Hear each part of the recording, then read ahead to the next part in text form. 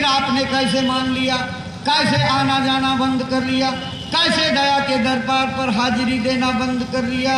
गुरु महाराज तो कहते थे कि जब मौका मिले 2 महीने, 3 महीने, 4 महीने, 6 महीने में दरबार में पहुंच करके दर्शन करना चाहिए। अगर गुरु का प्रेमी साल भर में एक बार गुरु का दर्शन न करे तो उसको दोष लगता है, उसकी माफ़ी नहीं होती है। इसलिए भाई बहनों, मुक्ति और मोक्ष भी नहीं होगा। गुरु महाराज सुनाया करते थे, बरस दरस ना कर सके ताको लागे दोष, कह कबीर दास की कभी न होए मोक्ष। इसलिए भाई बहनों, गुरु महाराज के दरबार का निशाना बनाइए। इधर उधर के निशाने से आपका काम नहीं बनेगा।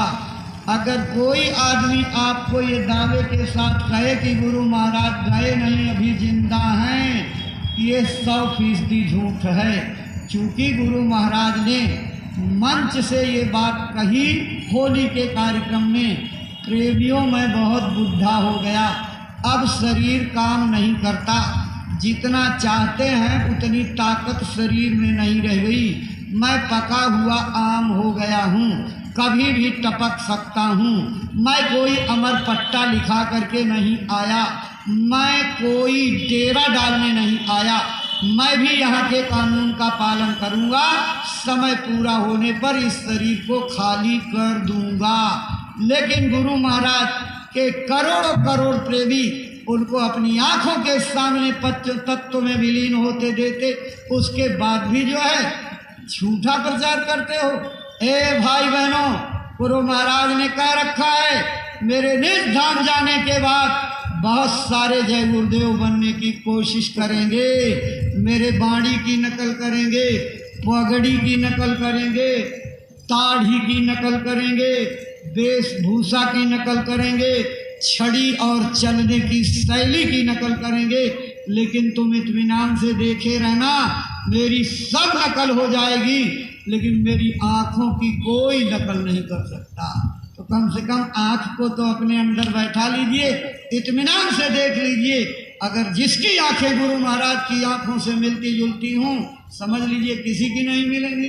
क्योंकि गुरु महाराज कह करके गए हैं, हर महात्मा के जाने के बाद दुकान लगी, और गुरु महाराज कह गए, मेरे जाने के बाद भी नाम की दुकान लोग लगाएंगे और अपने अपने ढंग से व्याख्या करके मनमाफिक तरीके से लोगों का परमार्थ चौपट कर देंगे।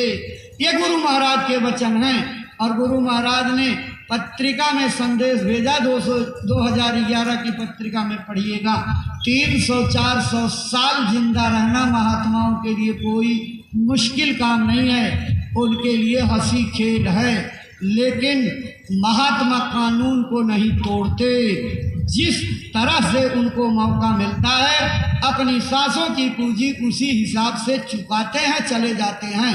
लेकिन अपने संकल्प की उम्र अपने उत्तराधिकारी के भीतर डाल करके और उसी खंबे पर बैठ करके अपना काम करते हैं। भाई बहनों, किसी मुगालते में मत रहिएगा। आपको कहानी सुनाते हैं। स्वामी जी महाराज राजस्थान के दौरे पर थे।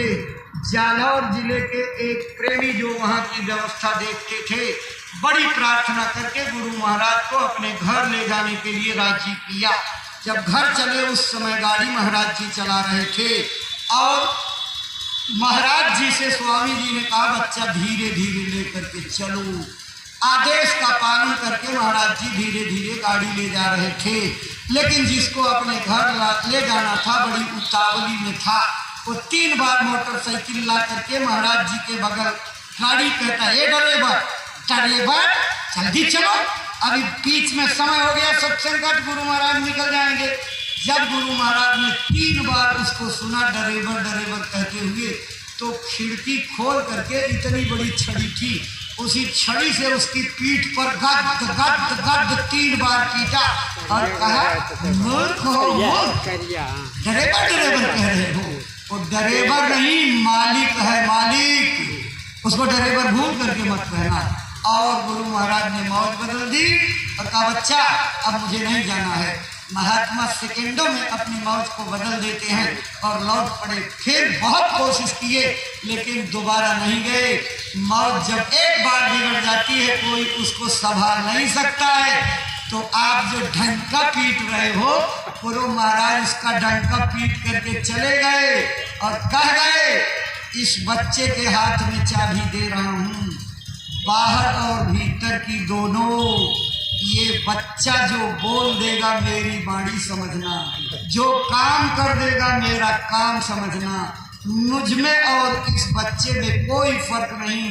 ऐ गुरु के बंदों, इतना इशारा होने के बाद भी अगर तुम्हारी बुद्धि में गुरु के संकेत की वाणी नहीं बैठ पाती है तो तुम्हारी भक्ति और परमार्थ जीवन नष्ट करने से क्या फायदा। इससे अच्छा तो चुन्नू भर पानी है। गुरु महाराज ने कहा, सैन बैन समझे नहीं तासो कछु न कहन। जो सैन बैन नहीं समझता उसे कभी कुछ नहीं कहना चाहिए।